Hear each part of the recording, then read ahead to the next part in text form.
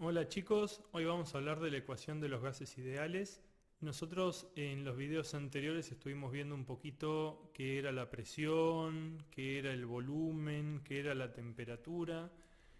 Y ahora lo que vamos a hacer es ver un poco cómo se relacionan estas tres magnitudes físicas entre ellas, sobre todo cuando se trata de un gas. Cuando uno está estudiando un gas que está contenido de alguna manera en un recipiente. Puede ser un globo, puede ser una olla tapada, pueden ser un montón de cosas, digamos. No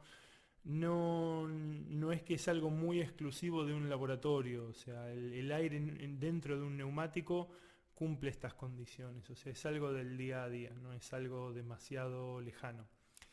¿Cómo se llega a la ecuación de los gases ideales? Es algo bastante interesante y en muchos libros suele dedicársele mucho espacio a eso, más que por ahí a otros descubrimientos que se han hecho dentro de la ciencia.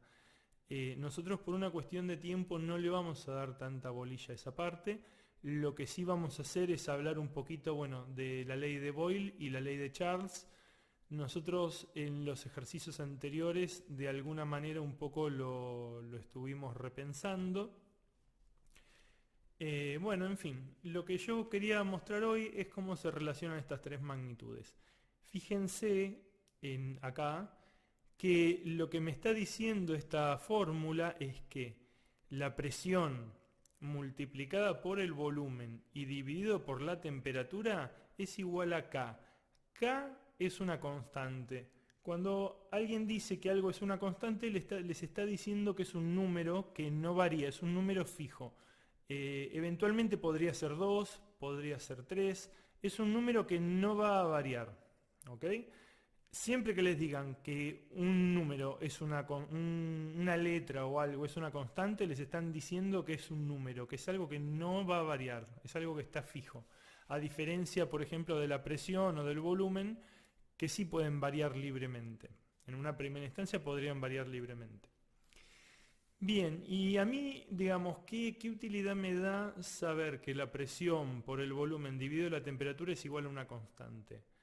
Bueno, la utilidad que a mí me da es que si yo tengo un sistema, por ejemplo, un globo dentro de una habitación que está a una determinada temperatura, no sé, hay calefacción en esa habitación, ese globo adentro va a tener gas, si está inflado, y por tener gas va a haber digamos, una presión, va a ocupar un determinado volumen y se va a encontrar a una determinada temperatura. Si ese globo, por ejemplo, sale al exterior, la temperatura va a variar, porque obviamente, digamos, si la casa estaba calefaccionada y no sé, estamos en invierno, por ejemplo, la temperatura exterior va a ser bastante distinta. Entonces, ¿qué es lo que va a pasar? Bueno, lo que va a pasar es que las magnitudes de arriba, la presión y el volumen, se van a tener que adaptar al nuevo estado para mantener la misma constante. Esta constante, dijimos de vuelta, valga la redundancia, es una constante por lo que no varía. Eso a mí me da una gran ventaja. Fíjense que yo abajo tengo escrito presión 1, volumen 1, dividido temperatura 1 es igual a una constante. Es la misma historia, digamos, solamente que ahora le estoy dando un valor temporal, estoy hablando de una condición inicial. Y abajo estoy poniendo presión 2, volumen 2, temperatura 2, igual a la misma constante. Esta acá y esta acá son exactamente la misma. Si estoy estudiando el mismo problema, la historia es idéntica. Entonces, lo que yo puedo notar es que si esto es igual a esto, y esto es igual a esto, y esto es esto, entonces el siguiente salto lógico que yo puedo hacer es decir, bueno, entonces esto, o esto, que es lo mismo, tiene que ser idéntico a esto, que es esto. ¿Y qué gané yo con esta ecuación que está encuadrada? Lo que yo gané es saber cómo se va a comportar mi sistema a pesar de los cambios que ocurran en él, o sea, cómo va a cambiar.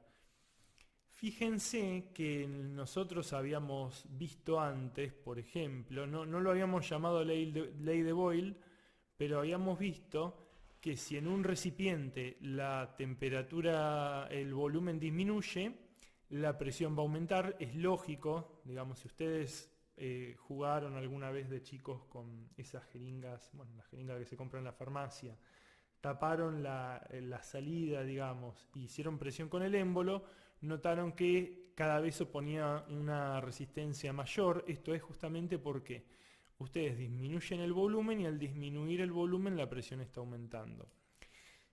El caso contrario es cuando el volumen aumenta, la presión disminuye. Esto es lo que nos viene a decir la ley de Boyle, siempre a temperatura constante. Me está diciendo cómo se va a comportar la presión cuando el volumen cambie si la temperatura es constante. La temperatura en el caso de la ley de Boyle no acepta variaciones, digamos, no está variando.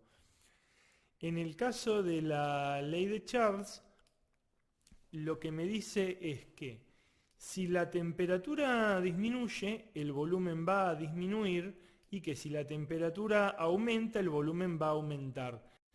Esto yo lo puedo interpretar de la siguiente manera. Nosotros habíamos visto que la temperatura era una medida de la cantidad de energía cinética que tenía algo.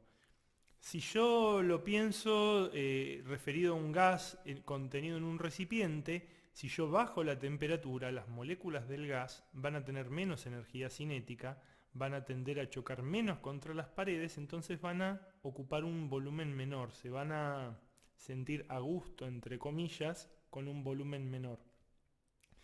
En cambio, si la temperatura aumenta, van a chocar muchas más veces, y para que la presión se mantenga constante, en este caso la presión se está manteniendo constante, el volumen va a tener que aumentar. De vuelta, chocan más veces porque están a más temperatura, entonces el volumen tiene que aumentar si la presión se mantiene constante. En el caso de abajo, que también pertenece a la ley de Charles, me dice que si la temperatura disminuye, la presión disminuye.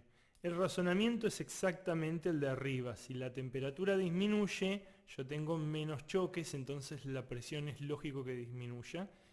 Y el caso análogo es cuando la temperatura aumenta, la presión aumenta. No hay mayor cambio, mayor novedad en ese sentido. Es exactamente lo mismo. Bien.